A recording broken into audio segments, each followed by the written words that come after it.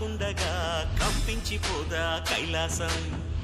ఇప్పుడే శుభలగ్నం, ఇది నా సంకల్పం, విధినే ఎదిరిస్తా నీ సాక్షిగా.